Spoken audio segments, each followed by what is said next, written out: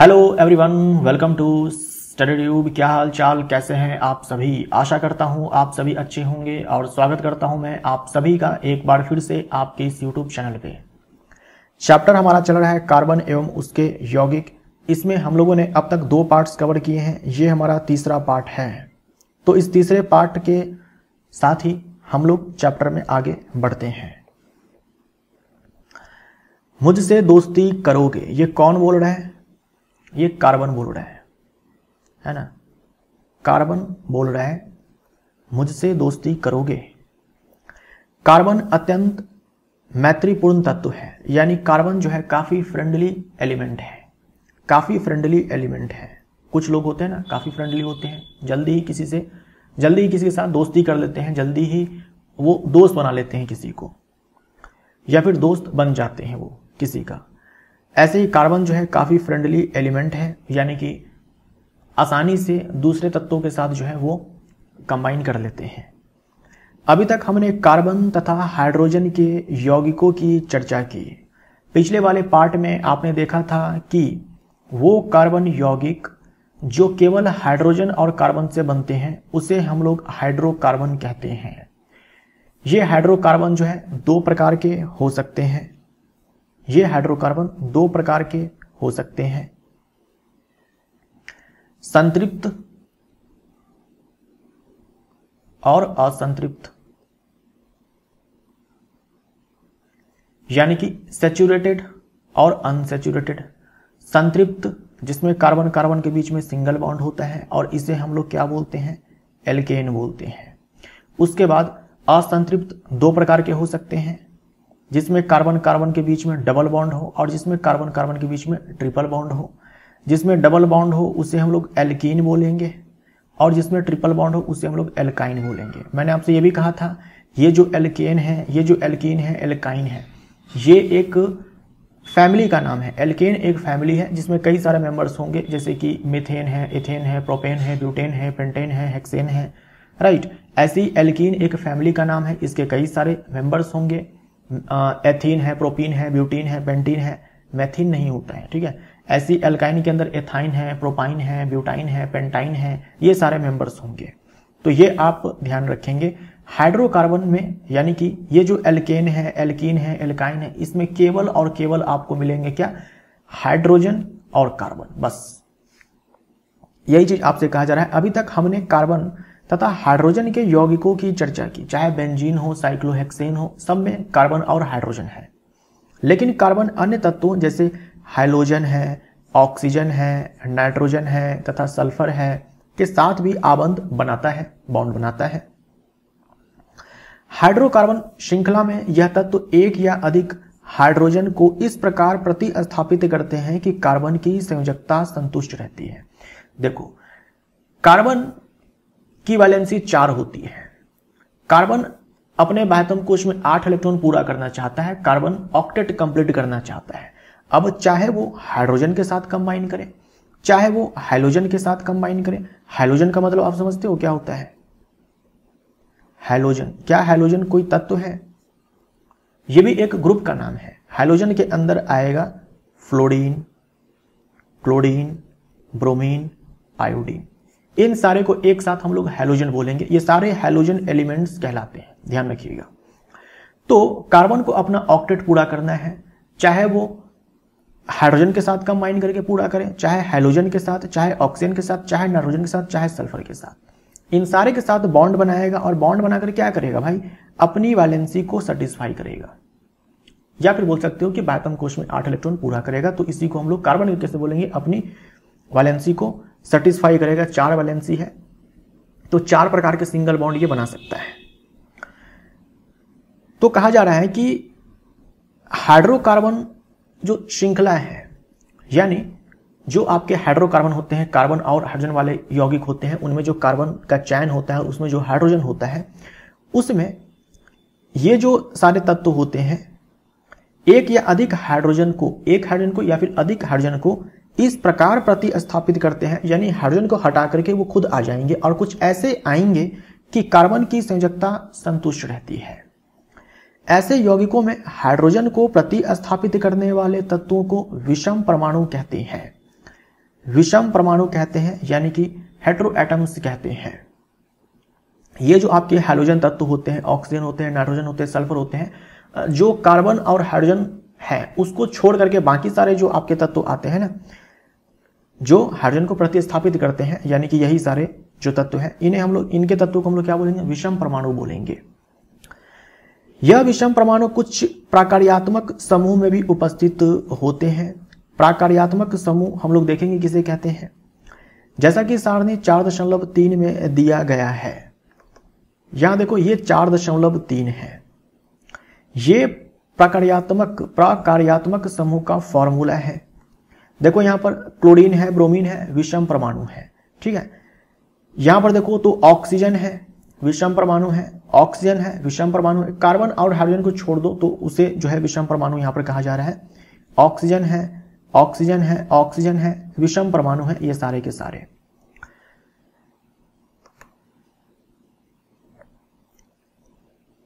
आगे है, यह विषम परमाणु और वे प्राकार्यात्मक समूह जिनमें यह उपस्थित होते हैं यौगिकों को विशिष्ट गुण प्रदान करते हैं। जैसे आप देखो यहां पर ये मान लो कि मीथेन है, ये अपने आप में एक हाइड्रोकार्बन है, एल्केन। इसमें 4 हाइड्रोजन है, इसमें 4 हाइड्रोजन है। तो ऐसा हो सकता है कि एक हाइड्रोजन को यहां से हटा दिया जाए, एक हाइड्रोजन को यहां से हटा दिया जाए और इसके स्थान पर मान लो यहां पर क्लोरीन लगा दिया गया है। तो क्लोरीन को हम बोलेंगे विषम परमाणु।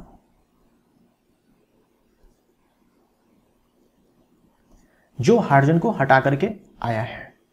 ऐसे ही ये जो विषम परमाणु होते हैं, जो कार्बन और हाइड्रोजन को छोड़कर अन्य तत्वों के परमाणु होते हैं, वो आपको जो है ये सारे जो प्राकार्यात्मक समूह हैं इनमें भी उपस्थित है। इसमें ऑक्सीजन है, इसमें ऑक्सीजन है, इसमें ऑक्सीजन है, इसमें ऑक्सीजन है। यही चीज आपसे कहा गया है यहां पर।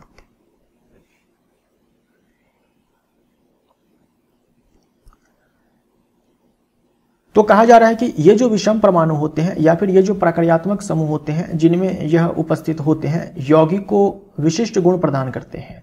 कहा जा रहा है कि ये जो विषम परमाणु होते हैं या फिर ये जो प्राकार्यात्मक समूह होते हैं ये यौगिक को विशिष्ट गुण प्रदान करते हैं।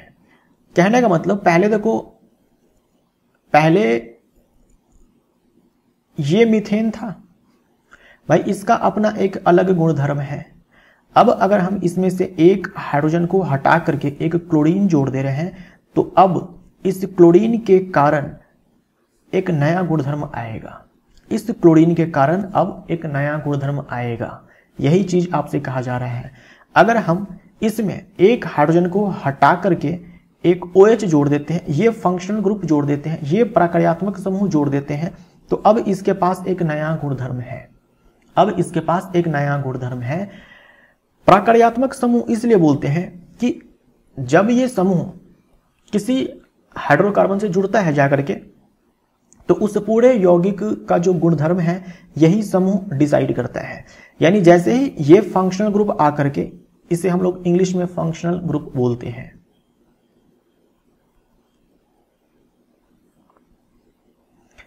जैसे ही कोई फंक्शनल ग्रुप हाइड्रोजन को हटा करके जुड़ेगा ना, तो वो जो पूरा यौगिक बनेगा उसका गुणधर्म कौन डिसाइड करेगा? वो जो फंक्शनल ग्रुप होगा वो डिसाइड करेगा। समझ में आया आपको? जैसे एक और देख लो आप, ये इथेन है, ठीक। अब हम क्या करते हैं यहां पर कि एक हाइड्रोजन हटाते हैं और उसके स्थान पर OH लगा देते हैं। तो अभी इस इथेन का अपना एक अलग गुणधर्म था। अब हमने एक हाइड्रोजन को हटा करके यहां पर देखो OH फंक्शनल ग्रुप को जोड़ दिया है। तो अब इस पूरे यौगिक का जो गुणधर्म होगा किससे डिसाइड होगा? इस OH से डिसाइड होगा। इसीलिए हम इसे फंक्शनल ग्रुप कहते हैं। पूरा का पूरा यौगिक अब किसके अनुसार फंक्शन करेगा? इस ग्रुप के अनुसार फंक्शन करेगा, राइट। यह गुण कार्बन श्रृंखला की लंबाई और प्रकृति पर निर्भर नहीं होते, फलस्वरूप यह प्राकार्यात्मक समूह कहलाते हैं। कहा जा रहा है कि हाइड्रोजन को हटा करके विषम परमाणु आकर के जुड़ते हैं। यह विषम परमाणु हो सकता है कि अकेले हो, जैसे कि इस वाले केस में है, यहां मैंने आपको दिखाया, या फिर हो सकता है किसी ग्रुप के अंदर मौजूद हो। तो यहां पर OH के अंदर O मौजूद है, CHO के अंदर O मौजूद है, ग्रुप के अंदर मौजूद है। कहा जा रहा है कि इस बात से फर्क नहीं पड़ता कि कार्बन श्रृंखला की लंबाई और प्रकृति कैसी है, इस बात से फर्क पड़ता है कि कौन सा फंक्शनल ग्रुप आकर के जुड़ा है, उसी के हिसाब से उसका गुणधर्म हो जाएगा। यही चीज आपसे यहां पर कहा जा रहा है। यह गुण कौन सा, ये जो विशिष्ट गुण प्रदान करते हैं, ये जो गुण होते हैं भाई, ये कार्बन श्रृंखला की लंबाई और प्रकृति पर निर्भर नहीं होते, फलस्वरूप यह प्रक्रियात्मक समूह कहलाते हैं। यही चीज मैंने आपसे कहा। आप यहां पर देखो, मैंने ये एक हाइड्रोकार्बन लिया, ठीक है। अब अगर मैंने यहां पर OH लगा दिया या कोई दूसरा फंक्शनल ग्रुप, अब हम ले लेते हैं यहां पर, मान लो मैंने यहां पर एल्डिहाइड फंक्शनल ग्रुप लगा दिया। अब इस बात से फर्क नहीं पड़ता कि ये कितना लंबा है, इसका गुणधर्म जो है इस लंबे चैन से डिसाइड नहीं होगा, इस ग्रुप से डिसाइड होगा। इसीलिए इस ग्रुप को फंक्शनल ग्रुप कहा जाता है। पूरा का पूरा यौगिक अब किसके अनुसार फंक्शन करेगा भाई, इस ग्रुप के अनुसार फंक्शन करेगा। तो ये सारे के सारे कहलाते हैं फंक्शनल ग्रुप। आपको क्या करना है, ये सारे फॉर्मूले जो है आपको याद रखने हैं, कंठस्थ कर लेने हैं और नाम आपको याद रखना है। जैसे देखो, एल्कोहल है, एल्डिहाइड है, कीटोन है, कार्बोक्सिलिक एसिड है। इन सारे में विषम परमाणु क्या है, ऑक्सीजन है, ठीक। एल्कोहल फंक्शनल ग्रुप का फॉर्मूला OH होता है, एल्डिहाइड का CHO होता है ना, CHO होता है, संरचना ऐसी होती है। Ketone C double bond O होता है और कार्बोक्सिलिक एसिड का COOH होता है। ऐसे भी आप दिखा सकते हो, लेकिन डिटेल में आप ऐसे याद रखेंगे। और यहां पर देखो, क्लोरीन है, ब्रोमीन है ना, हैलोजन एलिमेंट है तो यहां पर हैलो आया है। अगर मान लीजिए क्लोरीन है तो हैलो के स्थान पर क्लोरो आ जाएगा, अगर ब्रोमीन है तो ब्रोमो आ जाएगा। समझे आप? तो हाइड्रोजन परमाणु के प्रतिस्थापित, यानी हाइड्रोजन को हटा करके ये आएंगे, है ना, हाइड्रोजन को हटा करके ये आएंगे। ये हैलो एल्केन है। हैलो एल्केन कोई एल्केन है, उसमें आकर के क्लोरीन मान लो जुड़ जाता है तो क्लोरो एल्केन हो जाएगा। हम लोग अभी और अच्छे से देखेंगे थोड़ी देर बाद। फंक्शनल ग्रुप क्यों बोलते हैं इन सारे ग्रुप को, ये समझ में आया आपको? क्योंकि पूरे यौगिक का जो फंक्शन है इस ग्रुप के अकॉर्डिंग होता है, इसीलिए। सारणी 4.3 में कुछ महत्वपूर्ण प्रक्रियात्मक समूह दिए गए हैं। एकल रेखा के द्वारा समूह की मुक्त संयोजकता अथवा संयोजकताएं दर्शाई गई हैं। एकल रेखा का मतलब ये देखो, ये जो लाइन आपको दिखाया गया है, ये क्या दिखा रहा है? ये मुक्त फ्री वैलेंसी है, ये फ्री वैलेंसी है, या फिर बोल सकते हो कि एक लाइन यहां पर दिखाया गया मतलब कि एक वैलेंसी है। मतलब ये सिंगल बॉन्ड के रूप में जहां भी ये जाकर के क्लोरीन जुड़ेगा वहां पर सिंगल बॉन्ड बनेगा, ठीक है। ये OH जहां पर जाकर के जुड़ेगा वहां पर एक सिंगल बॉन्ड बनेगा। जैसे यहां पर मैंने जोड़ा इस वाले ग्रुप में, इस हाइड्रोकार्बन के अंदर हाइड्रोजन को हटा करके जो OH जोड़ा गया, तो यहां पर कार्बन और ऑक्सीजन के बीच में सिंगल बॉन्ड है, ठीक है। तो यही चीज आपको यहां पर दिखाया गया कि जहां पर जाकर के जुड़ेगा तो वहां पर ये सिंगल बॉन्ड बनेगा। इसे हम लोग, सिंगल लाइन को हम लोग फ्री वैलेंसी बोलेंगे, ठीक है, फ्री वैलेंसी बोलेंगे।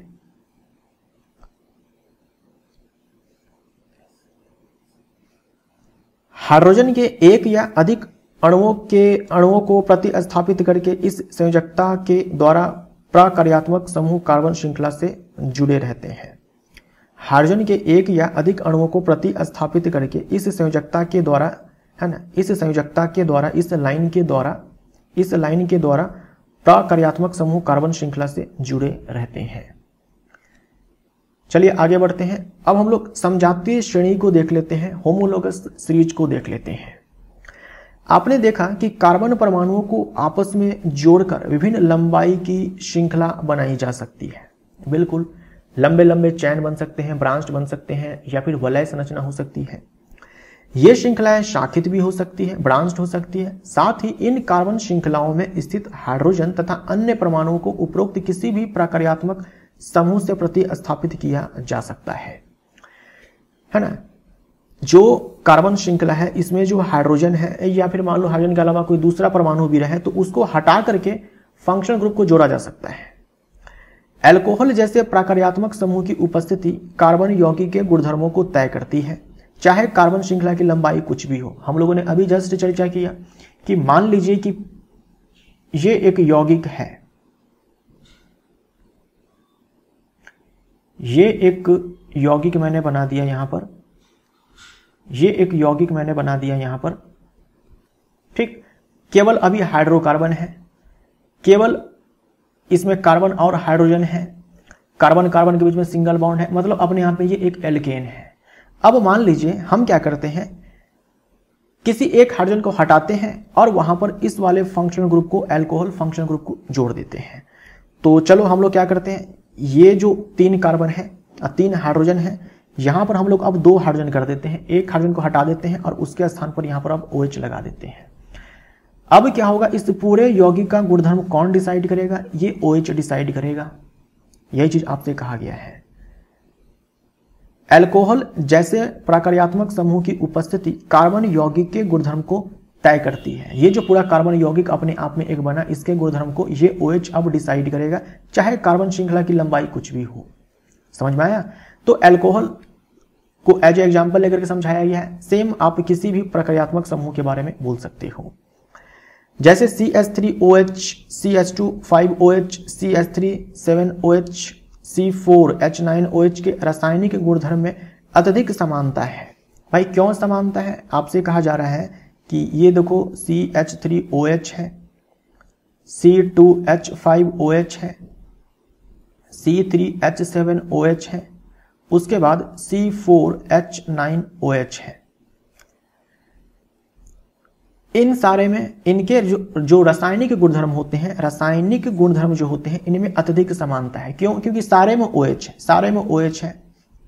तो इस पूरे यौगिक का गुणधर्म कौन डिसाइड करेगा? ये OH डिसाइड करेगा। इस पूरे यौगिक का गुणधर्म कौन डिसाइड करेगा? OH डिसाइड करेगा। समझ में आया? क्योंकि सारे में OH है, सारे में सेम ही फंक्शनल ग्रुप है, सारे में सेम ही फंक्शनल ग्रुप है, सारे में OH OH OH OH ही फंक्शनल ग्रुप है, इसीलिए इन सारे का रासायनिक गुणधर्म लगभग एक समान होते हैं। अतः यौगिक की ऐसी श्रृंखला जिसमें कार्बन श्रृंखला में स्थित हाइड्रोजन को एक ही प्रकार की प्रक्रियात्मक समूह प्रतिस्थापित करता है, उसे समजातीय श्रेणी कहते हैं। देखो ध्यान से, ये पहले CH4 था, एक हाइड्रोजन को हटाया OH आया। ये पहले C2H6 था, C2H6 था, एक हाइड्रोजन को हटाया OH आकर के जुड़ा। ये पहले C3H8 था, OH आकर के जुड़ा। सीधा सा आप याद रखो ना, अगर यहां पर OH जुड़ा है तो डेफिनेटली यहां पर हाइड्रोजन को हटाया गया होगा। तो देखो इन सारे ही कार्बन श्रृंखला में, इन सारे ही कार्बन श्रृंखला में, ये कार्बन श्रृंखला, ये कार्बन श्रृंखला, ये कार्बन श्रृंखला, ये कार्बन श्रृंखला, इन सारे ही कार्बन श्रृंखला में हाइड्रोजन को जो प्रतिस्थापित किया है फंक्शनल ग्रुप, वो तो एक ही जैसे हैं, वो तो एक ही जैसे हैं। इसीलिए हम इस पूरे को एक समजातीय श्रेणी बोलेंगे। यौगिकों की ऐसी श्रृंखला जिसमें कार्बन श्रृंखला में स्थित हाइड्रोजन को एक ही प्रकार का प्रक्रियात्मक समूह प्रतिस्थापित करता है, समजातीय श्रेणी कहते हैं। इस श्रेणी को हम लोग, इस यौगिक का ये जो श्रेणी है, इसे हम लोग समजातीय श्रेणी बोलेंगे। समजातीय श्रेणी बोलेंगे क्योंकि इन सारे में जो फंक्शनल ग्रुप है वो एक ही प्रकार के हैं, सब में OH OH OH OH OH है। अब हम सारणी 4.2 में वर्णित समजातीय श्रेणी को देखेंगे। यदि हम उत्तरोत्तर यौगिकों के सूत्र को देखें, जैसे कि यहां पर CH4C2H6 लिख करके आपको बताया गया है। यहां पर देखो ये एल्केन है, ठीक है। एल्केन मैंने आपसे कहा कि एक फैमिली का नाम है, इसमें कई सारे मेंबर्स आएंगे। तो पहला मेंबर आपका होता है मीथेन, उसके बाद होता है इथेन C2H6, ठीक है, फिर C3H8, C4H10, राइट, C5H12। ये सारे भी क्या है? ये सारे भी एल्केन समजातीय श्रेणी कहलाते हैं। ये सारे भी एल्केन समजातीय श्रेणी कहलाते हैं। भले ही इसमें कोई अलग से कोई फंक्शनल ग्रुप आकर के नहीं जुड़ा हुआ है, फिर भी ये एल्केन समजातीय श्रेणी कहलाएंगे। और अगर आप किसी भी दो लगातार सदस्य को उठा करके देख लो, किसी भी दो लगातार सदस्य को उठाकर देख लो, तो आपको CH2 का अंतर मिलेगा। यहां भी CH2 का अंतर मिलेगा, यहां भी CH2 का अंतर मिलेगा, यहां भी CH2 का, यहां भी CH2 का। ऐसे ही आप क्या करो, ये जो आपको एक एल्कोहल का समजातीय श्रेणी मिला है, इसमें किसी भी लगातार 2 सदस्य को उठाकर देख लो, किसी भी लगातार 2 सदस्य को उठाकर देख लो, जैसे कि यहां पर आप इन दोनों में देख लो तो CH2 का अंतर है, इन दोनों में देख लो तो CH2 का अंतर है, इन दोनों में देख लो तो CH2 का ही अंतर है, राइट। तो यही चीज आपसे कहा गया है। CH4C2H6, CH4C2H6 में CH2 इकाई का अंतर है, C2H6 C3H8, C2H6 C3H8 में CH2 इकाई का अंतर है, C3H8 और C4H10, C3H8 और C4H10 में क्या अंतर है? CH2 का ही अंतर है ना, CH2 का ही अंतर है, 1 कार्बन और 2 हाइड्रोजन का अंतर है। क्या आप इन युग्मों के आणविक द्रव्यमान में अंतर ज्ञात कर सकते हैं? क्योंकि CH2 CH2 CH2 का अंतर है, यानी जैसे हम नीचे की तरफ आते हैं, जैसे हम अगले मेंबर की तरफ बढ़ते हैं, CH2 ऐड हो जाता है, तो द्रव्यमान में कितना का अंतर आएगा? जितना CH2 का द्रव्यमान होता है भाई, CH2 का द्रव्यमान कितना होता है? कार्बन का 12 हो गया, ठीक, और 2 हाइड्रोजन है, यानी कि 14, टोटल 14 मॉलिक्यूलर मास का अंतर हो जाएगा। यानी मीथेन का जो मास होगा उससे 14 ज्यादा होगा इस इथेन का, इससे 14 ज्यादा होगा इस प्रोपेन का, इससे 14 ज्यादा होगा इस ब्यूटेन का। सेम आप यहां पर बोलेंगे, क्योंकि सारे में CH2 का अंतर है और CH2 का द्रव्यमान 14 होता है, तो 2 लगातार सदस्य के बीच में फॉर्मूले में इतने का अंतर होगा और द्रव्यमान में CH2 का अंतर, द्रव्यमान में 14 का अंतर होगा। कार्बन का परमाणु द्रव्यमान 12 है, हाइड्रोजन का 1 है। इस प्रकार एल्कीनों की समजातीय श्रेणी को देखिए, श्रेणी का पहला सदस्य एथीन है। एल्कीन के बारे में कहा जा रहा है ना। एल्कीन भी एक हाइड्रोकार्बन है, हाइड्रोकार्बन के फैमिली का नाम है। इसमें कार्बन कार्बन के बीच में डबल बॉन्ड होता है। इसका पहला सदस्य क्या होगा? एल्कीन और एल्काइन का जो पहला सदस्य होता है वो 2 कार्बन का होता है, ठीक है, 2 कार्बन का होता है। तो इसका जो पहला सदस्य होगा वो होगा C2H4, C2H4, जितना कार्बन उसके डबल से 2 कम हाइड्रोजन, ठीक है, सॉरी, जितना कार्बन उसका डबल हाइड्रोजन। अगला सदस्य C3H6, C4H8, C5H10, ऐसे C6H12, ऐसे लगातार आप लिख सकते हो। यहां भी देखो 2 लगातार सदस्य को उठाओ तो CH2 का अंतर आपको मिलेगा। यहां भी उठाओ तो 1 कार्बन और 2 हाइड्रोजन का अंतर मिलेगा। यहां उठाओ तो 1 कार्बन 2 हाइड्रोजन का अंतर मिलेगा, 1 कार्बन और 2 हाइड्रोजन का अंतर मिलेगा। यानी कि द्रव्यमान के टर्म में आप बोल सकते हो कि 14 का अंतर मिलेगा, ठीक। एथीन हम इसको बोलते हैं, एल्कीन फैमिली का जो पहला सदस्य होता है उसी को हम लोग क्या बोलते हैं? एल्कीन बोलते हैं। एथेन का सूत्र क्या है? उत्तरोत्तर सदस्यों के सूत्र C3H6, C4H8, C5H10। क्या इनमें भी CH2 इकाई का अंतर है? बिल्कुल, हम लोगों ने यहां पर देख लिया। क्या आपको इन यौगिकों में कार्बन एवं हाइड्रोजन के परमाणुओं की संख्या के बीच कोई संबंध प्रतीत होता है?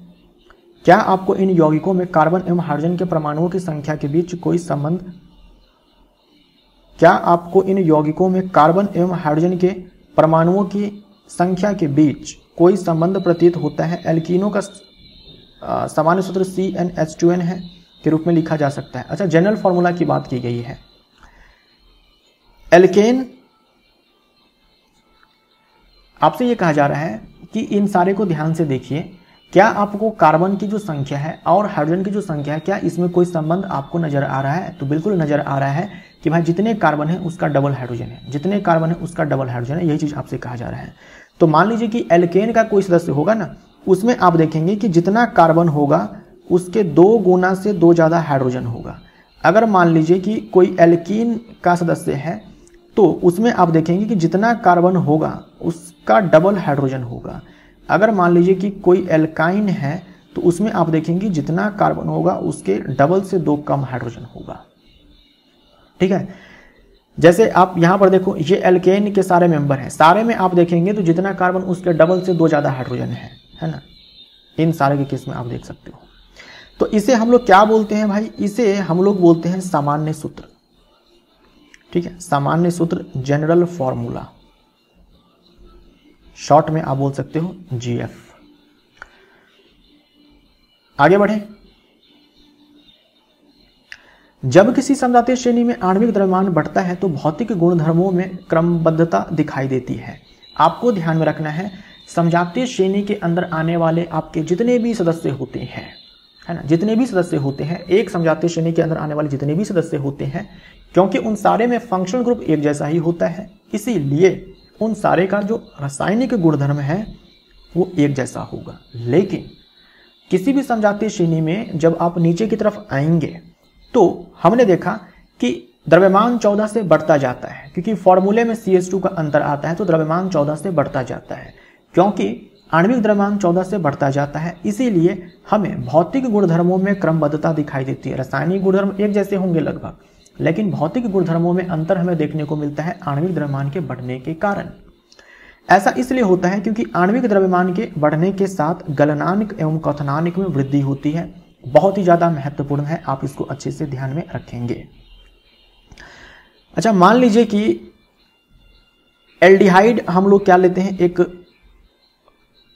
फैमिली लेते हैं एल्डिहाइड। अभी आपने देखा था यहां पर एल्डिहाइड जिसमें फंक्शनल ग्रुप CHO होता है।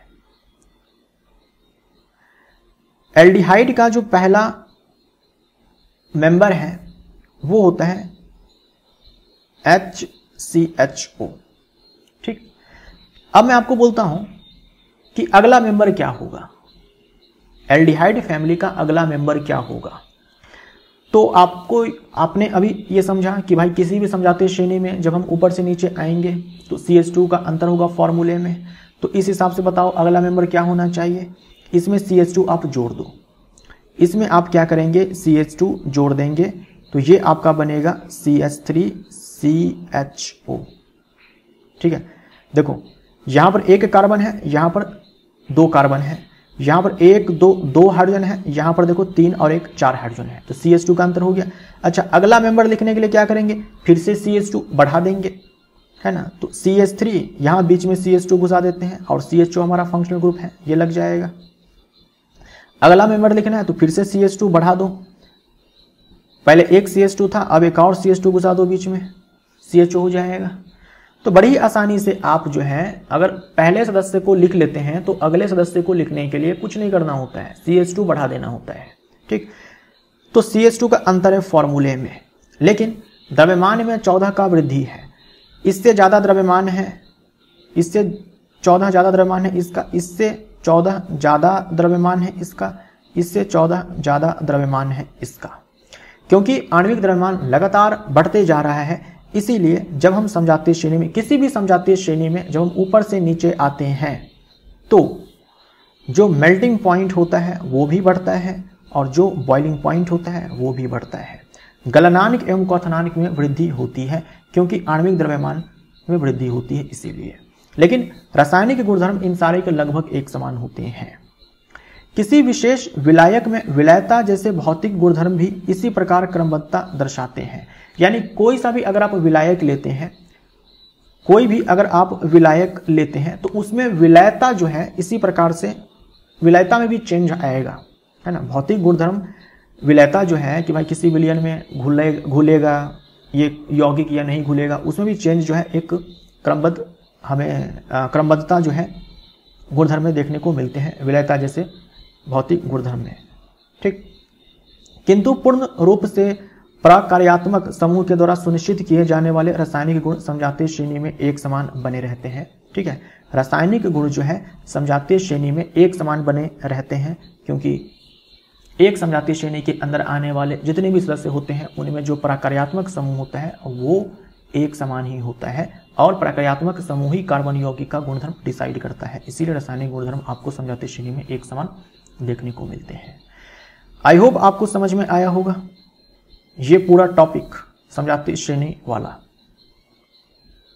देखो आपसे एग्जाम में मेनली क्या पूछा जाता है, आपसे एग्जाम में पूछा जाता है समजातीय श्रेणी के दो लगातार सदस्यों के बीच में फॉर्मूले में क्या अंतर होता है, आप बोलेंगे CH2 का अंतर होता है। द्रव्यमान में क्या अंतर होता है, आप बोलेंगे कि भाई 14 का अंतर होता है। ठीक है, 14 का अंतर होता है। समजातीय श्रेणी में ऊपर से नीचे आने पर क्या होता है, तो मेल्टिंग पॉइंट बॉइलिंग पॉइंट बढ़ता है। क्यों बढ़ता है, क्योंकि आणविक द्रव्यमान बढ़ता है। यही सारे फॉर्मूले यही सारे सवाल पूछे जाते हैं और ये सारे सामान्य सूत्र जो है आपसे डायरेक्ट एग्जाम में पूछे जाते हैं। यही सारे सवाल बनते हैं इस टॉपिक से। एक्टिविटी 4.2 देखते हैं। सूत्रों तथा आणविक द्रव्यमान में अंतर की गणना कीजिए। सूत्रों तथा आणविक द्रव्यमान में अंतर की गणना कीजिए। इन सारे के यहाँ पर पहला ए दे रखा है CH3OH तथा C2H5OH। अच्छा देखो, चलो हम लोग बारी बारी से ले लेते हैं। पहले ए लेते हैं। इसमें देखो तो CH3OH है और C2H5OH है। फॉर्मूले में क्या अंतर है मुझे आप ये बताओ।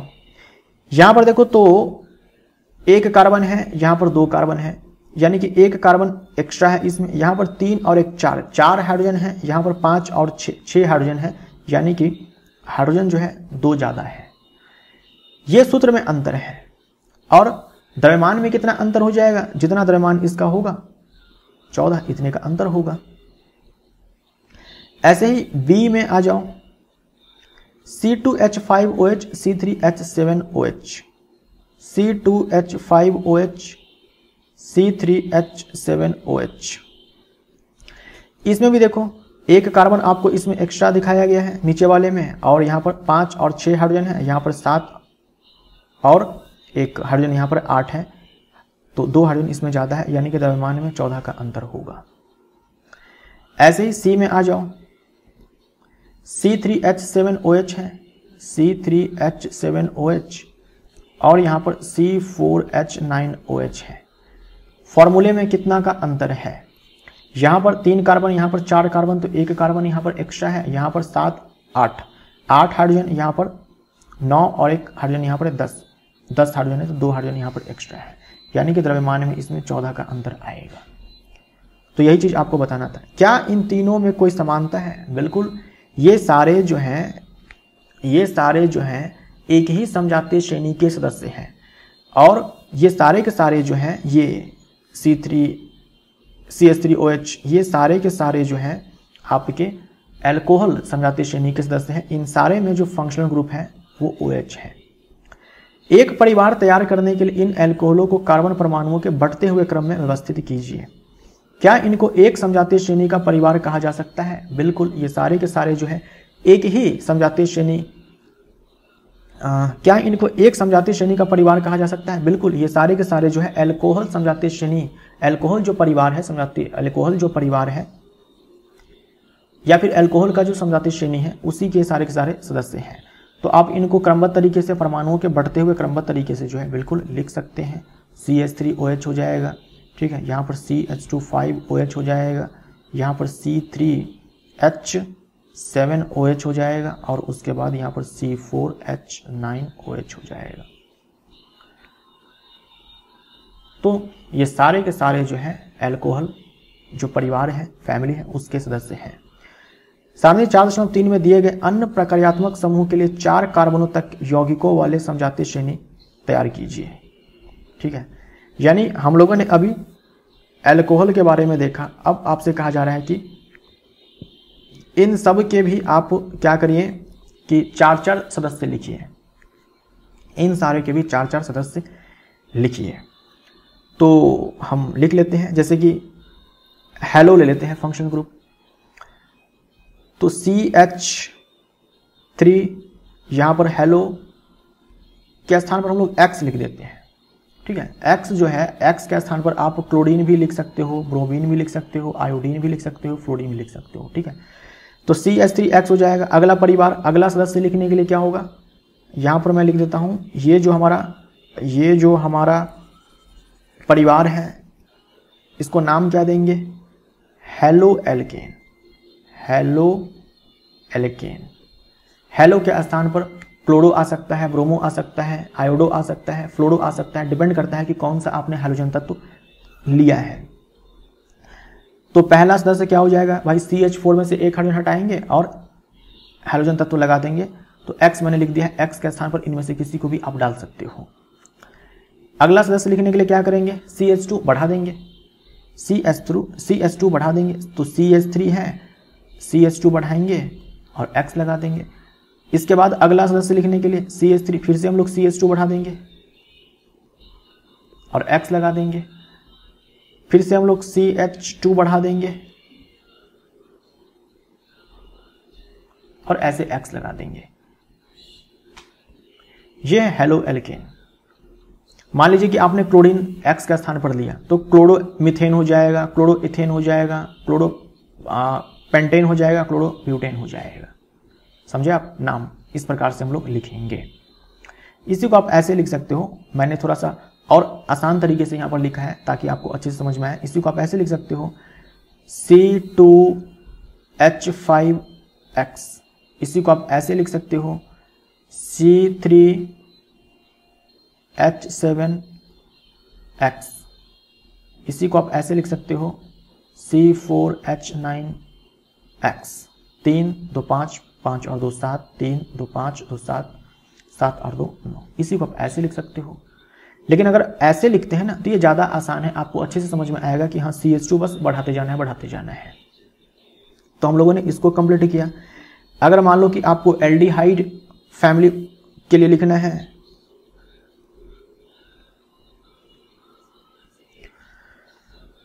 तो पहला मेंबर क्या हो जाएगा? पहला मेंबर एक कार्बन वाला होगा, पहला मेंबर एक कार्बन वाला होगा। तो देखो ये जो CHO है इसमें खुद में एक कार्बन है, तो बस इसको हम लोग लिख देंगे CHO, और यहां पर क्या जोड़ देंगे? हाइड्रोजन जोड़ देंगे। समझ में आया आपको? इसमें हम लोग जस्ट एक हाइड्रोजन को जोड़ देंगे। ये पहला मेंबर है। अगला मेंबर लिखने के लिए CH2 बढ़ा देंगे, CH2 बढ़ा देंगे तो ये CH3CHO हो जाएगा। अगला मेंबर लिखने के लिए फिर से CH2 बढ़ा देंगे, CH2। आप बोलेंगे सर यहाँ पर कैसे बढ़ाया आपने? चलो थोड़ा मैं और अच्छे से लिख देता हूँ। ये हाइड्रोजन है, यहाँ पर CH2 बढ़ा दो आप और ये CHO लगा दो। इस H और CHO के बीच में हम लोगों ने CH2 को घुसा दिया। इसी को मैंने लिखा था ऐसे CH3CHO। यहाँ पर अगला सदस्य ये लिखेंगे। इसके बाद का मेंबर लिखने के लिए फिर से CH2 बढ़ा दो। ये 4 मेंबर हो गया, लगातार 4 मेंबर। सारे में CH2 का अंतर है और मॉलिक्यूलर मास में 14 का अंतर है। तो एल्डिहाइड के लिए हम लोगों ने लिख लिया। अगला है कीटोन। ठीक है, कीटोन। कीटोन का देखो ये होता है फॉर्मूला, यानी इधर से भी जुड़ेगा, इधर भी कुछ आकर के जुड़ेगा और इधर भी कुछ आकर के जुड़ेगा, बॉन्ड बनेगा सिंगल। ठीक है, बॉन्ड बनेगा सिंगल। तो जो पहला सदस्य होगा वो एक कार्बन का होगा, कीटोन का नहीं। कीटोन का पहला सदस्य एक कार्बन का नहीं हो सकता है। कीटोन का पहला सदस्य एक कार्बन का नहीं हो सकता है। कीटोन का पहला सदस्य जो होता है उसमें आपको 3 कार्बन मिलेंगे, उसमें आपको 3 कार्बन मिलेंगे। तो कीटोन फैमिली हम लोग ले लेते हैं। जैसे मान लो कि हमने पहला सदस्य लिखा ऐसे, मान लीजिए कि आपने यहां पर H लगा दिया, यहां पर H लगा दिया या फिर यहां पर H लगा दिया, तो ये क्या बन गया? CHO बन गया, ये बन गया, ये बन गया, ये एल्डिहाइड बन गया। इसका मतलब ये हुआ कि हम यहां पर H नहीं लगा सकते हैं, यहां पर H नहीं लगा सकते हैं। कीटोन में ये जो स्थान है यहां पर आप H नहीं लगा सकते हैं, ना ही आप यहां पर H लगा सकते हैं। समझे आप? मान लो कि मैंने यहां पर R लिख दिया, यहां पर R डैश लिख दिया। ठीक है, जो आकर के यहां पर जुड़ेगा उसको मैंने R डैश मान लिया। तो मैं आपसे ये बोल रहा हूं कि जो R है, R डैश है, कभी भी H नहीं हो सकता है, क्योंकि अगर आप यहां पर H लगाएंगे तो ये एल्डिहाइड हो जाएगा। समझ में आया आपको? तो आप H तो नहीं लगा पाएंगे, कुछ और लगाना चाहते हैं तो लगा दीजिए। तो यहां पर हम लोग क्या कर सकते हैं? कार्बन जोड़ सकते हैं, है ना? यहां पर कार्बन जोड़ सकते हैं, चाहे तो यहां पर भी कार्बन जोड़ सकते हैं। ये काम हम कर सकते हैं। इसीलिए कीटोन का जो पहला मेंबर होता है वो 3 कार्बन का होता है, 3 कार्बन का होता है। कीटोन फैमिली का पहला मेंबर 3 कार्बन का होता है। समझ में आया आपको? अब देखो यहां पर ये जो बीच वाला कार्बन है भाई, इसकी वैलेंसी कंप्लीट हो गई, 4 बॉन्ड इसने बना लिया। ये जो कार्बन है एक बॉन्ड बना रहा है, यानी कि यहाँ पर 3 हाइड्रोजन आएगा और यहाँ पर भी 3 हाइड्रोजन आएगा। ये है CH3COCH3, इसी को हम लोग एसीटोन बोलते हैं और इसी का नाम है IUPAC प्रोपेनोन। ये आप ध्यान में रखेंगे। कीटोन फैमिली का जो पहला मेंबर होता है, कीटोन फैमिली का जो पहला मेंबर होता है उसे हम लोग एसीटोन बोलते हैं। एसीटोन सामान्य नाम है, IUPAC नाम प्रोपेनोन है। कीटोन फैमिली का जो पहला मेंबर होता है उसमें 3 कार्बन होता है। समझ में आया? यहाँ पर H क्यों नहीं होगा मैंने आपको बता दी। अच्छा, दूसरा मेंबर मान लो आपको लिखना है, दूसरा सदस्य लिखना है, तो CH2 आपको बढ़ा देना है। आप चाहो तो इधर CH2 बढ़ा दो, चाहे इस साइड CH2 बढ़ा दो, जहां मन करे वहां पर बढ़ा दो। तो ये हमारा CH3 हो गया, C डबल बॉन्ड O हो गया। अब ये जो CH3 है इससे पहले हम लोग क्या करते हैं कि CH2 को बढ़ा देते हैं। ठीक है, अगला सदस्य लिखते हैं CH3 C double bond O CH2, फिर से हम लोग CH2 बढ़ा देते हैं। आप बोलेंगे सर बीच में क्यों घुसाया, यहां पर क्यों नहीं घुसाया, CH3 के बाद CH2 आपने क्यों नहीं जोड़ा? तो देखो बात एक ही है। ठीक है, यहां पर आप CH2 जोड़ेंगे तो यहां पर देखो कार्बन 5 बॉन्ड बना लेगा, तो यहां पर आपको एक हाइड्रोजन हटाना पड़ेगा और जो CH2 है उसको CH3 करना पड़ेगा। तो बात एक ही है। ठीक है, अगला सदस्य लिखना है आपको, तो CH3 C double bond O CH2 CH2 CH2 CH3, ये हम लोगों ने लिख लिए 4 सदस्य। किसके? कीटोन के। सबसे ज्यादा प्रश्न पूछा जाता है पहले मेंबर के ऊपर। ठीक है, कि पहला मेंबर जो है 3 कार्बन का होता है। यूजुअली याद कर लेते हैं कि पहला मेंबर जो है 1 कार्बन का होगा। यही सब आपको जो है ध्यान में रखना है। ठीक है, एल्कीन और एल्काइन मैंने आपको बताया कि पहला मेंबर जो है 2 कार्बन का होता है। एल्केन का पहला मेंबर जो है 1 कार्बन का होता है। अल्कोहल का भी पहला मेंबर 1 कार्बन का हो सकता है। एल्डिहाइड का भी 1 कार्बन वाला हो सकता है और कार्बोक्सिलिक एसिड का भी पहला मेंबर जो है 1 ही कार्बन का होता है। अब बचता है कार्बोक्सिलिक एसिड। कार्बोक्सिलिक एसिड जो फैमिली है ये बचता है। इसमें देखो ये फंक्शनल ग्रुप है। पहला सदस्य इसका भी 1 कार्बन का होता है। पहला सदस्य 1 कार्बन का होगा, पहला सदस्य 3 कार्बन का होगा, पहला सदस्य 1 कार्बन का होगा, पहला सदस्य 1 कार्बन का होगा, पहला सदस्य 1 कार्बन का होगा। पहला सदस्य 1 कार्बन का होगा तो अब यहां पर हम क्या जोड़ेंगे भाई? हाइड्रोजन जोड़ेंगे, क्योंकि हाइड्रोजन के अलावा मान लो आप कोई कार्बन जोड़ते हो तो फिर वो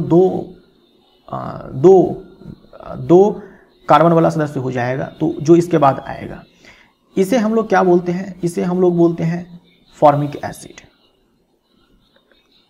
फॉर्मिक एसिड, इसी को हम लोग मेथनोइक एसिड बोलते हैं। इसी को हम लोग मेथनोइक एसिड बोलते हैं। चींटी के डंक में जो है यही मेथनोइक एसिड पाया जाता है, यही फॉर्मिक एसिड पाया जाता है। तो फॉर्मिक एसिड क्या है? जो कार्बोक्सिलिक एसिड परिवार है उसी का पहला सदस्य है। अब दूसरा सदस्य लिखना है, बड़ा ही आसान है। CH2 का अंतर होगा तो CH2 बढ़ा देंगे। CH2 का अंतर होगा तो हम क्या करेंगे कि CH2 को बढ़ा देंगे। तो ये हमारा हो जाएगा CH3COOH। इसी को मैंने ऐसे शॉर्ट में लिख दिया है। ठीक है, CH2 का अंतर हो गया यहां पर। अगला सदस्य लिखेंगे, फिर से CH2 बढ़ा देंगे। CH3 CH2 बढ़ा दो। अगला सदस्य लिखना है, फिर से CH2 बढ़ा देंगे।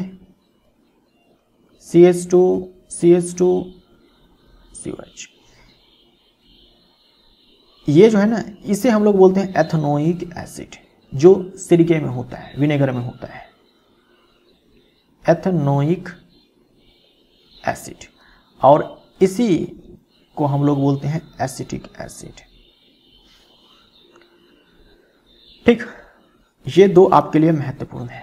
तो हम लोगों ने 4-4 सदस्य सबके लिख लिए हैं। यहां पर कहा गया था 4.3 में दिए गए अन्य प्रकार्यात्मक समूहों के लिए 4 कार्बनों तक के यौगिक वाली समजातीय श्रेणी तैयार कीजिए। तो हम लोगों ने समजातीय श्रेणी 4 सदस्य के लिख लिए।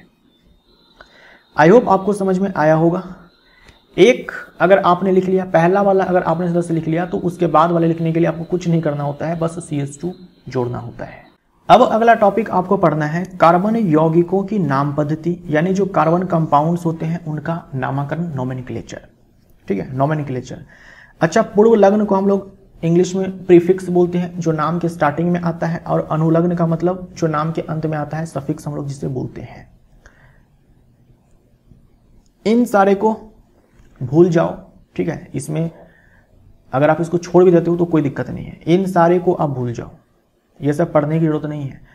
मैं आपको बता रहा हूं कि नाम आप कैसे लिखेंगे, इन सारे को पढ़ने की जरूरत नहीं है। इनको आप पढ़ेंगे तो कन्फ्यूजन होगा फालतू में, ठीक है।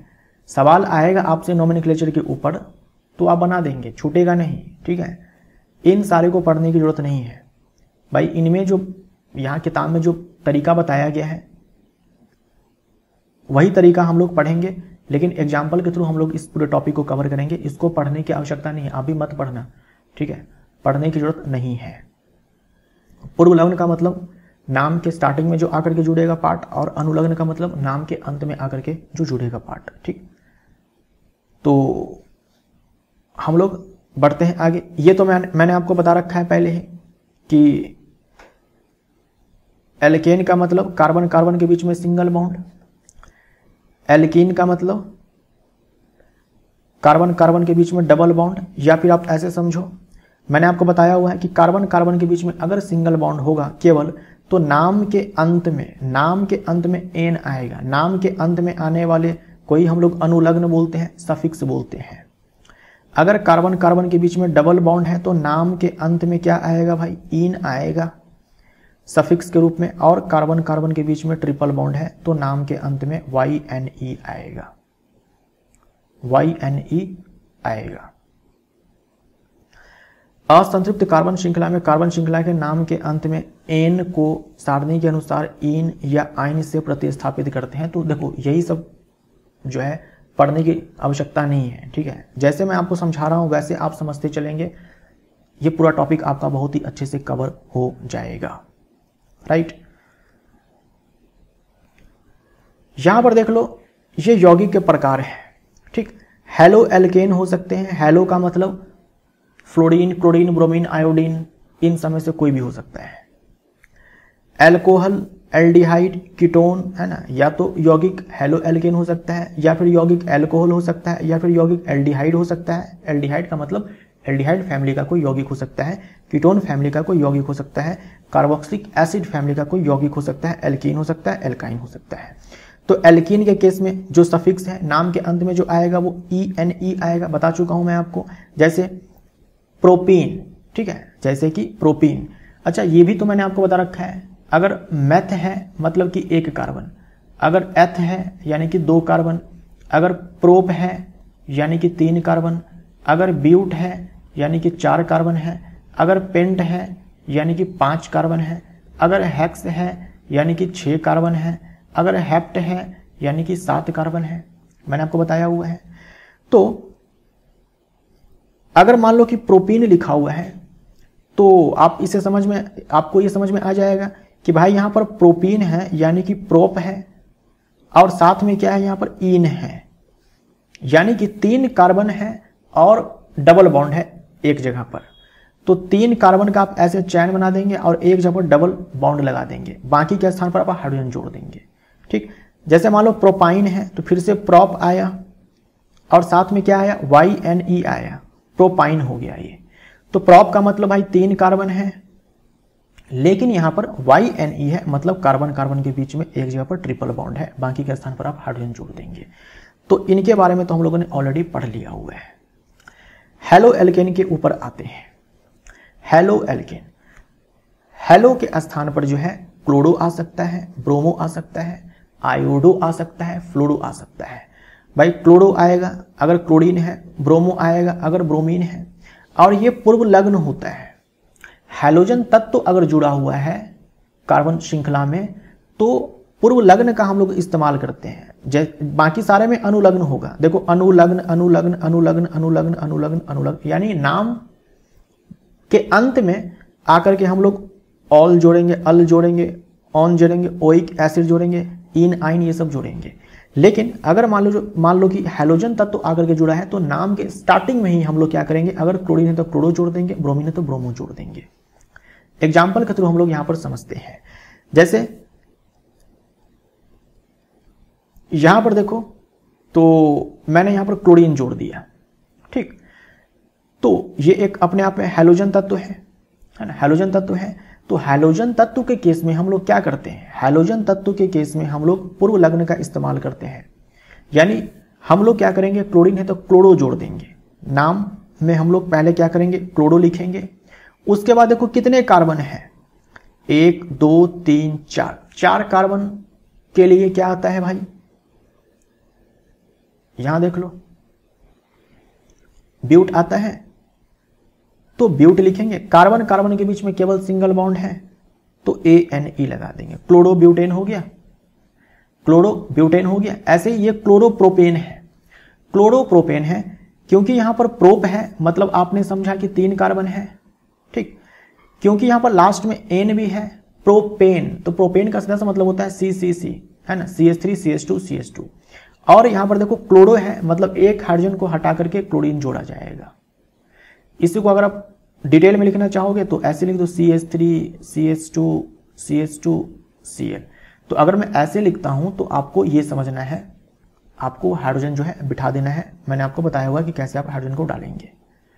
ऐसे देखो ब्रोमोप्रोपेन, ठीक है, फिर से क्या होगा, प्रोपेन और एक हाइड्रोजन को हटा कर क्या करेंगे, ब्रोमीन जोड़ देंगे, क्योंकि यहां पर यहां पर ब्रोमीन है, ठीक। जैसे मान लो मैंने एक यहां पर लिखा CH3 CH2 CH2 CH2 CH2 और यहां पर मैंने लिख दिया ब्रोमीन, ठीक।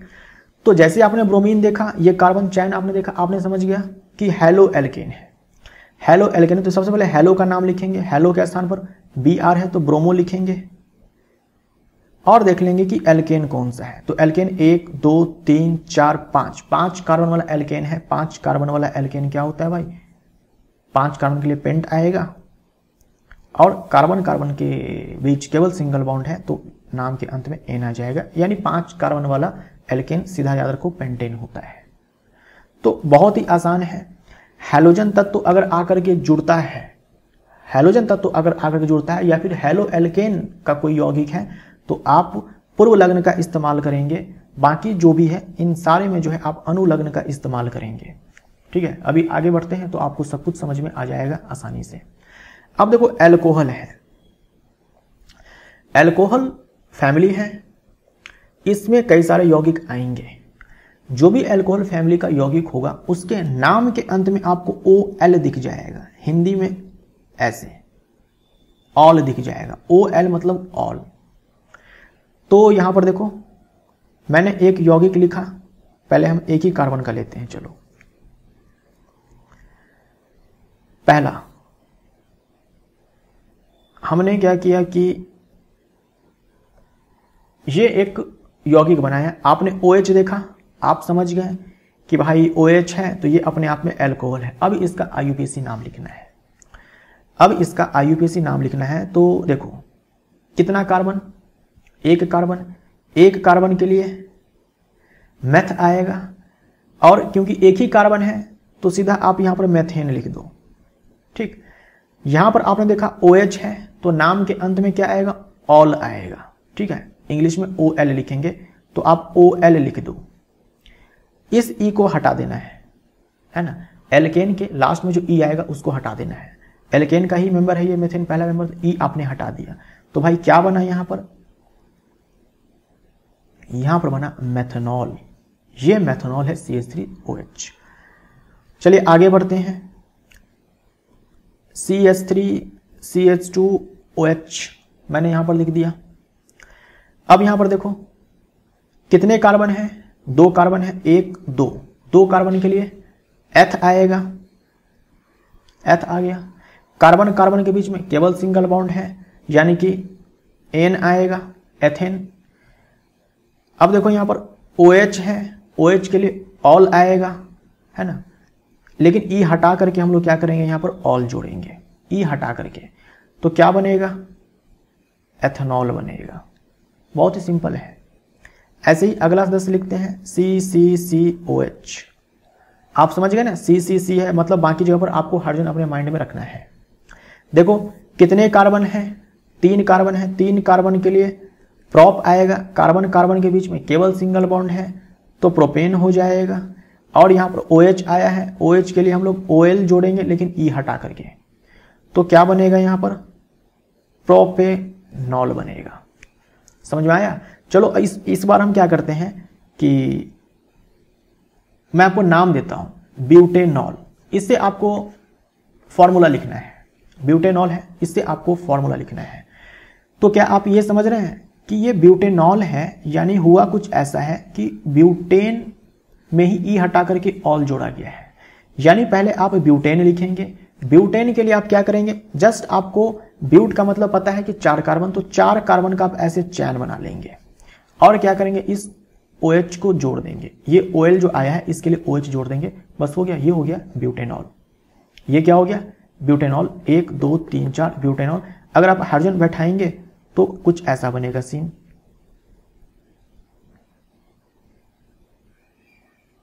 ये बनेगा मेथ एथ प्रोप ब्यूट, ये ब्यूटेनॉल हो गया। आई होप आपको समझ में आया होगा। ये जो मेथनॉल है CH3OH और ये जो एथेनॉल है इसी को हम लोग C2H5OH लिखते हैं। इन दोनों का फॉर्मूला आपको कंठस्थ होना चाहिए। पीने वाली जो शराब होती है भाई, ये यही होती है C2H5OH, एथेनॉल हम लोग जिसे बोलते हैं। अब देखते हैं, अच्छा ये अल्कोहल था, एल्डिहाइड। एल्डिहाइड हम लोग देखते हैं। एल्डिहाइड का जो फंक्शनल ग्रुप का फॉर्मूला होता है वो CHO होता है, यही होता है, हम लोगों ने देखा अभी थोड़ी देर पहले। अब मान लीजिए कि जो एल्डिहाइड परिवार है उसका कोई मेंबर है, तो उसके नाम के अंत में आपको अल दिखेगा। अल्कोहल में ऑल दिख रहा था आपको, OL दिख रहा था, यहां आपको अल दिखेगा नाम के अंत में, यानी कि सफिक्स आकर के अल जुड़ेगा। तो सेम वही चीज हम लोग यहां पर करने वाले हैं। यहां पर HCHO मैंने लिखा, आपने देखा कि भाई 1 कार्बन है, तो 1 कार्बन के लिए मैथ आएगा, डबल बॉन्ड ट्रिपल बॉन्ड, इन सारे की यहां पर चर्चा होगी नहीं क्योंकि 1 ही कार्बन है ना। डबल बॉन्ड ट्रिपल बॉन्ड के लिए हमेशा 2 कार्बन चाहिए, यहां पर 1 ही कार्बन, तो जस्ट यहां पर आप पूरा मीथेन लिख देंगे।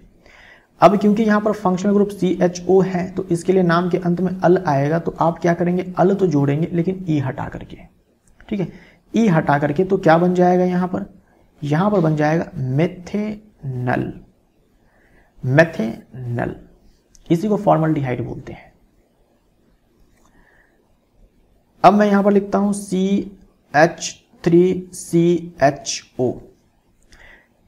नाम में जो है, जो फंक्शनल ग्रुप के अंदर जो कार्बन है उसको भी हम लोग जोड़ते हैं, ठीक है, उसको भी हम लोग लिखेंगे। यहां पर देखो तो 1 कार्बन 2 कार्बन, 2 कार्बन के लिए क्या आएगा, एथ आएगा, कार्बन कार्बन के बीच में सिंगल बॉन्ड है तो पूरा एथेन लिख देंगे, ठीक। और CHO फंक्शनल ग्रुप है यानी कि एल्डिहाइड है, एल्डिहाइड के लिए नाम के अंत में अल आएगा, तो अल हम लोग जोड़ेंगे लेकिन ई हटा करके जोड़ेंगे। तो यहां पर क्या बन जाएगा, एथेनल बन जाएगा। ऐसे ही लिखना है। उसके बाद एक और मैं लिखता हूं यहां पर CH3CH2, उसके बाद CHO। आपने देखा कि भाई ये CHO है यानी कि एल्डिहाइड का मेंबर है, तो नाम के अंत में अल आएगा, लेकिन नाम कैसे लिखेंगे, तो सबसे पहले कार्बन काउंट कर लो कितने भाई, 3 कार्बन है। 3 कार्बन के लिए प्रोप आएगा, क्योंकि कार्बन कार्बन के बीच में हर जगह सिंगल बॉन्ड ही है, तो पूरा हम लोग प्रोपेन लिख देंगे।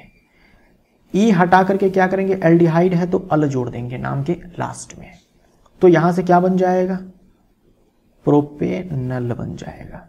अब चलो मैं आपको नाम देता हूं ब्यूटेनल।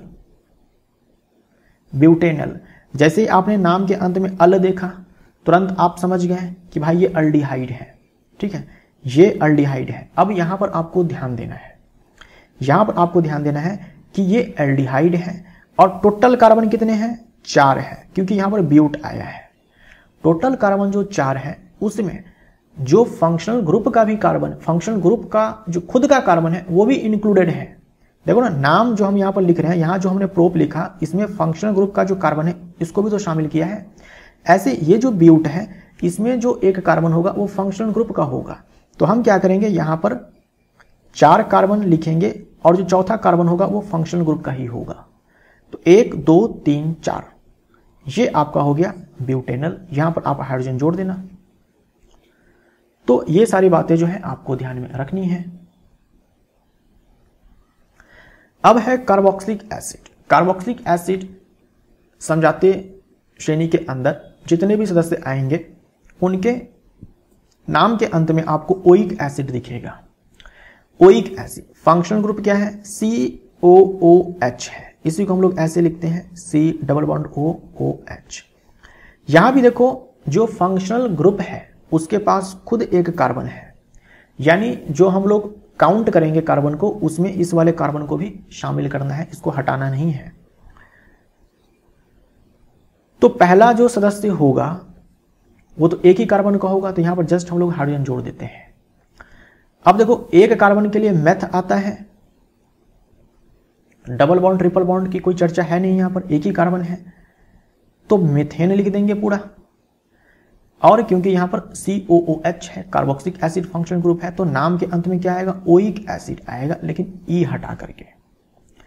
हटा करके ओइक एसिड जोड़ेंगे तो क्या बन जाएगा? यहां पर मेथनोइक एसिड बन जाएगा, मेथनोइक एसिड बन जाएगा।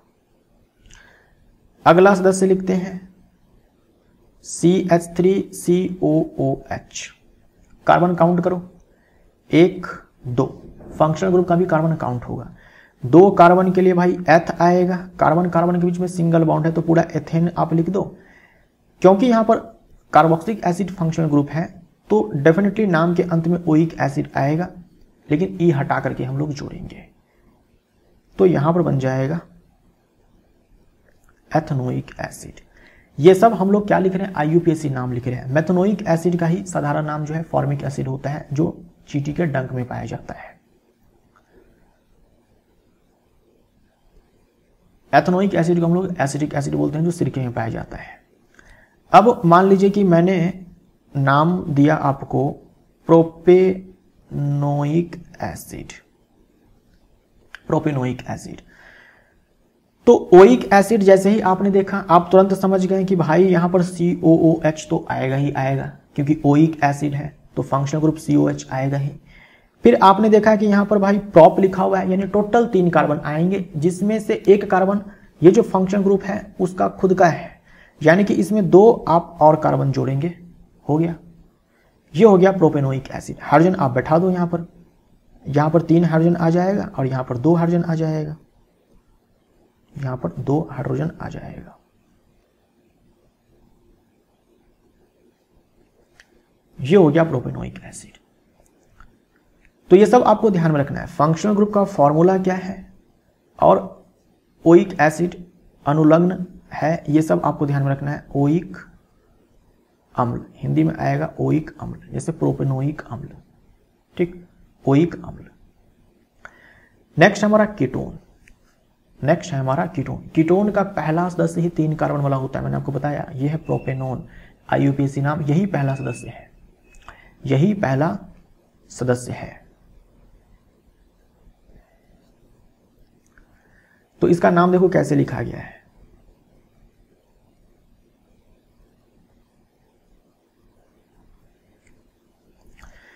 1 2 3 कार्बन है तो प्रोप आया। कार्बन कार्बन के बीच में हर जगह सिंगल बॉन्ड है तो हमने चलो पूरा लिख दिया, प्रोपेन लिख दिया, ठीक है, प्रोपेन लिख दिया। क्योंकि ये कीटोन है, आपने देखा C डबल बॉन्ड O है यहां पर। और ध्यान मैं आपको दिला दूं, मैंने आपसे कहा था कि ये जो R और R डैश है ये कभी भी H नहीं हो सकता है, कभी भी H नहीं हो सकता है। अगर यहां पर H आ जाए, यहां पर H आ जाए तो एल्डिहाइड हो जाएगा। तो प्रोपेन आया, लेकिन ये कीटोन है तो नाम के अंत में ओन आएगा, ओन, है ना, ओन आएगा।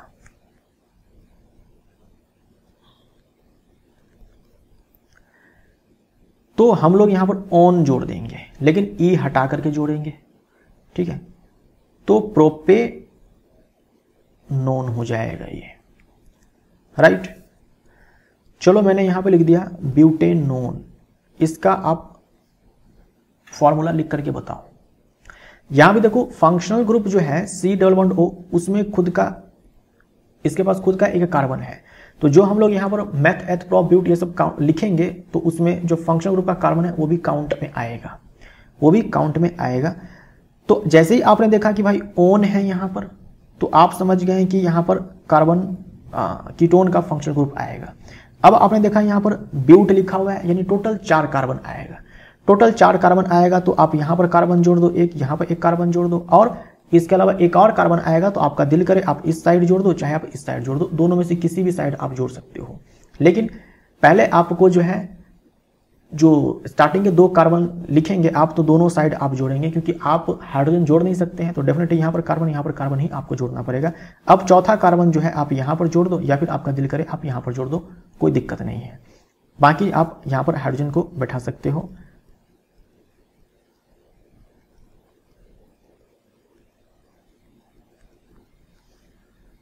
ये है ब्यूटेनॉन। एक और लेते हैं पेंटेनॉन। वैसे प्रोपेनॉन ही काफी है आपके लिए। पेंटेनॉन, जैसे आपने देखा भाई ओन है तो आपने समझा कि कीटोन है ये, ठीक। फिर आपने देखा कि भाई 5 कार्बन है, अभी तो बस एक ही कार्बन आया है यहाँ पर, टोटल 5 कार्बन है, तो सबसे पहले दोनों साइड एक एक कार्बन दे देंगे, क्योंकि हाइड्रोजन तो हम लोग दे नहीं सकते हैं इन दोनों जगहों पर। उसके अलावा भी 2 कार्बन और बचे हुए हैं, तो आपका दिल करे दोनों कार्बन आप एक ही साइड दे दो, या तो इधर या तो इधर, या फिर आपका दिल करे तो इधर भी आप दे दो एक कार्बन, इधर भी आप दे दो कार्बन, ठीक है। लेकिन आप एक ही साइड दो तो ज्यादा बेटर है, ठीक है। एक ही साइड दे दो, आप किसी एक साइड दे दो, दे सकते हो दोनों साइड, कोई दिक्कत नहीं है, लेकिन एक ही साइड हम लोगों ने दे दिया। 1 2 3 4 5। अब बाकी जगह पर आप क्या करेंगे, हाइड्रोजन को बैठा देंगे, ठीक। ये आपका हो गया पेंटेनॉन। एल्कीन, एल्काइन के बारे में हम लोग ऑलरेडी बात कर चुके हैं, है ना। एल्कीन के अंदर आपको कार्बन CC डबल बॉन्ड दिखेगा, कार्बन कार्बन के बीच में एक स्थान पर आपको डबल बॉन्ड दिखेगा, और नाम के अंत में ENE आएगा। एल्काइन है तो आपको जो है कहीं पर भी अगर आपको कार्बन कार्बन के बीच में ट्रिपल बॉन्ड दिख रहा है तो आप समझ जाना कि वो एल्काइन है, नाम के अंत में आपको YNE दिख जाएगा, ठीक है। अब जो है आपसे कुछ प्रश्न पूछा गया है। आई होप आपको जो है ये नाम लिखने वाला जो तरीका है ये आपको समझ में आया होगा। अब आपसे कहा जा रहा है पेंटेन के लिए आप कितने संरचनात्मक समावयवों का चित्रण कर सकते हैं। मैंने आपको बताया हुआ था पेंटेन के 3 समावयव होते हैं, नॉर्मल पेंटेन, आइसोपेंटेन और नियोपेंटेन, है ना। Normal, iso, neopentane. पेंटेन, अच्छा फॉर्मूला लिख सकते हो पेंटेन। देखो पेंटेन है, पेंट और नाम के अंत में एन है। पेंट है मतलब कि 5 कार्बन है, 1 2 3 4 5, 3 2 5, ठीक है। और देखो एन है, यानी कि कार्बन कार्बन के बीच में केवल सिंगल बॉन्ड आएगा। एक संरचना ये बनेगी, ठीक है। दूसरी संरचना आप क्या बना सकते हो, 4 यहां पर हो गया, एक कार्बन हम लोग यहां पर जोड़ देते हैं, ये ब्रांच्ड हम लोगों ने कर दिया। तीसरी संरचना आप ये बना सकते हो, 1 2 3 4 5। फॉर्मूला क्या बनेगा यहां पर, सारे जगह पर हाइड्रोजन बैठाओगे तो C5H12। वैसे भी आपने देखा था एल्केन का जो सामान्य सूत्र होता है वो होता है CnH2n+2। तो ऐसे भी आप बना सकते हो, 5 कार्बन है तो 2 गुने से 2 ज्यादा हाइड्रोजन, तो 5 का 2 गुना 10 हो जाएगा +2, तो C5H12। या फिर अगर आप ऐसे लिख पाते हो तो हाइड्रोजन बैठा दो और काउंट कर दो। ये 3 है, इसे हम लोग नॉर्मल पेंटेन बोलते हैं, इसे हम लोग आइसोपेंटेन बोलते हैं, इसे हम लोग नियोपेंटेन बोलते हैं। दूसरा सवाल, कार्बन के 2 गुणधर्म कौन से हैं जिनके कारण हमारे चारों ओर कार्बन यौगिकों की विशाल संख्या दिखाई देती है। तो ये 2 गुणधर्म कौन से हैं भाई, श्रृंखलन, है ना, श्रृंखलन यानी कि कैटिनेशन, श्रृंखलन याद है आपको, कैटिनेशन। और दूसरा है चतुसंयोजकता, टेट्रा वैलेंट, यानी कि वैलेंसी 4 होती कार्बन की। ये साइक्लोपेंटेन का सूत्र तथा इलेक्ट्रॉन बिंदु संरचना क्या होंगे। साइक्लोपेंटेन नाम को आप तोड़ने की कोशिश करें। मैंने आपको बताया हुआ है साइक्लो का मतलब आपको जो है वलय बनाना है, यानी कि रिंग, और पेंटेन का मतलब, पेंट का मतलब 5 कार्बन और एन का मतलब कार्बन कार्बन के बीच में सिंगल बॉन्ड, ठीक। तो आपको बनाना है पेंटेन, लेकिन रिंग वाले फॉर्म में, रिंग बनाना है आपको। तो 5 कार्बन का आपको रिंग चाहिए, 5 कार्बन का रिंग चाहिए। 1 carbon, 2 carbon, 3 carbon, 4 carbon, 5 carbon. 5 carbon का आपने रिंग बना लिया, क्योंकि नाम के अंत में N है, यानी कि कार्बन कार्बन के बीच में केवल सिंगल बॉन्ड ही आएगा। बाकी आप यहां पर हाइड्रोजन को जोड़ सकते हो। यहां पर भाई 2 हाइड्रोजन आएगा, हर कार्बन पर 2 ही हाइड्रोजन आएगा, हर कार्बन पर 2 ही हाइड्रोजन आएगा। ठीक है, 2 ही हाइड्रोजन आएगा। इलेक्ट्रॉन डॉट स्ट्रक्चर आपको लिखना है। तो पहले आप 5 कार्बन यहां पर लिख लो, 1 इलेक्ट्रॉन, 2 इलेक्ट्रॉन, 3 इलेक्ट्रॉन, 4 इलेक्ट्रॉन। यहां पर हाइड्रोजन बना दो आप। ठीक है, यहां पर भी सब जगह आपको यही करना है। यहां पर भी 1 इलेक्ट्रॉन, 2 इलेक्ट्रॉन, 3 इलेक्ट्रॉन, 4 इलेक्ट्रॉन, यहां पर हाइड्रोजन, 1 इलेक्ट्रॉन, यहां पर हाइड्रोजन, 1 इलेक्ट्रॉन। ठीक, इस वाले कार्बन के लिए आ जाओ, 1 इलेक्ट्रॉन, 2 इलेक्ट्रॉन, 3 इलेक्ट्रॉन, 4 इलेक्ट्रॉन, यहां पर हाइड्रोजन, 1 इलेक्ट्रॉन, यहां पर हाइड्रोजन, 1 इलेक्ट्रॉन। ये इलेक्ट्रॉन डॉट स्ट्रक्चर हम लोग बना रहे हैं किसका? साइक्लोपेंटेन का। यहां पर 1 इलेक्ट्रॉन, एक इलेक्ट्रॉन यहां पर आ जाएगा, 1 इलेक्ट्रॉन यहां पर, 1 इलेक्ट्रॉन यहां पर, है ना। बायतम कोश में 4 इलेक्ट्रॉन होते हैं कार्बन के। हाइड्रोजन के बायतम कोश में 1 इलेक्ट्रॉन होते हैं, तो 2 हाइड्रोजन यहां पर आएगा। 1 इलेक्ट्रॉन यहां पर आएगा, 1 इलेक्ट्रॉन यहां पर आएगा, 1 इलेक्ट्रॉन, 1 इलेक्ट्रॉन, यहां पर 1 इलेक्ट्रॉन, 1 इलेक्ट्रॉन हाइड्रोजन का। ये आपका बन गया इलेक्ट्रॉन डॉट स्ट्रक्चर किसका? साइक्लोपेंटेन का। निम्न यौगिकों की संरचनाएं चित्रित कीजिए। एथनोइक अम्ल, एथनोइक अम्ल। अब देखो ओइक अम्ल आया ना, ओइक अम्ल जैसे ही आया आप तुरंत क्या समझे भाई? तुरंत समझे कि ये कार्बोक्सिलिक एसिड का सदस्य है। अगर कार्बोक्सिलिक एसिड का सदस्य है तुरंत आपके दिमाग में चमका कि भाई COH आएगा। तो आपने क्या किया? सबसे पहले COOH लिख दिया। आपने देखा कि एथ आया हुआ है, यानी कि 2 कार्बन होंगे टोटल, तो आपने 1 कार्बन और बढ़ा दिया, हो गया। अब यहां पर आप क्या करो? हाइड्रोजन जोड़ दो। ये कार्बन एक सिंगल बॉन्ड बना रहा है, यानी कि बाकी के 3 सिंगल बॉन्ड हाइड्रोजन के साथ बनेंगे। ये बन गया आपका एथनोइक अम्ल। इसी को आप CH3COH भी लिख सकते हो। ठीक है, उसके बाद दूसरा है ब्रोमोपेंटेन। ब्रोमोपेंटेन, तो ये तो बड़ा ही सिंपल है। ब्रोमो का मतलब ब्रोमीन है और पेंटेन है, तो सिंपली आप क्या करेंगे? पेंटेन पहले लिख लेंगे, 5 कार्बन होगा इसमें, है ना। पेंट प्लस एन, 5 कार्बन का चैन है और कार्बन कार्बन के बीच में केवल सिंगल बॉन्ड है। 1 2 3 4 5, और आप क्या करेंगे? या तो इधर या फिर इधर आप ब्रोमीन जोड़ देंगे। बाकी के जगह पर आप क्या करेंगे? हाइड्रोजन को बिठा सकते हैं। कैसे आप डालेंगे आप जानते हैं। ब्यूटेनोन। अब देखो यहां पर नाम के अंत में क्या आ रहा है? ओन आ रहा है। जैसे ही ओन आया आप तुरंत समझेंगे कि भाई ये तो कीटोन है। कीटोन फंक्शनल ग्रुप का फॉर्मूला ये होता है। तो सबसे पहले आप क्या करेंगे? ये जो फंक्शनल ग्रुप है इसी को लिख लेंगे। अब आपको टोटल जो है 5 कार्बन लेने हैं, क्योंकि ब्यूट आया है, माफ करिएगा, टोटल 4 कार्बन। 1 कार्बन तो इसके पास खुद का है फंक्शनल ग्रुप में, बाकी के 3 कार्बन और आपको लिखने हैं। तो पहले आप इन दोनों जगहों पर कार्बन डाल देंगे, क्योंकि हाइड्रोजन जो है आप नहीं डाल सकते हैं। और फिर आप क्या करेंगे? किसी एक साइड 1 कार्बन को और बढ़ा देंगे। 1 2 3 4, ये आपका हो गया ब्यूटेनॉन। ठीक है, हाइड्रोजन आप जोड़ लेंगे, है ना। यहां पर 3 हाइड्रोजन, यहां पर 2 हाइड्रोजन, यहां पर 3 हाइड्रोजन। उसके बाद है हेक्सेनल, है ना। ये हेक्सेनल है ना। नाम के अंत में है अल यानी कि एल्डिहाइड। एल्डिहाइड 6 कार्बन वाला एल्डिहाइड, हेक्स है यहां पर। तो एल्डिहाइड का सूत्र CHO होता है। एल्डिहाइड फंक्शनल ग्रुप का CHO सूत्र होता है। तो सबसे पहले आप क्या करेंगे कि CHO ही लिख लेंगे। टोटल कार्बन जो है 6 है, क्योंकि यहां पर हेक्स है, तो टोटल कार्बन जो है 6 है। 6 में 1 कार्बन जो है इस फंक्शनल ग्रुप का है, तो इसको शामिल करते हुए टोटल आप 6 कार्बन जो है बनाएंगे। टोटल 6 कार्बन का चैन आप बनाएंगे। तो 1 कार्बन तो इसके पास खुद का है, ये दूसरा, ये तीसरा, ये चौथा, ये पांचवा, ये छठा। 1 2 3 4 5 6, ये आपका हेक्सेनल है। ये हो गया हेक्सेनल। इन सारे जगहों पर आप हाइड्रोजन बैठा लेंगे वैलेंसी को कंप्लीट करने के लिए। ठीक। क्या ब्रोमोपेंटेन के संरचनात्मक समावयव संभव है? बिल्कुल संभव है। ब्रोमोपेंटेन, ये ब्रोमोपेंटेन है।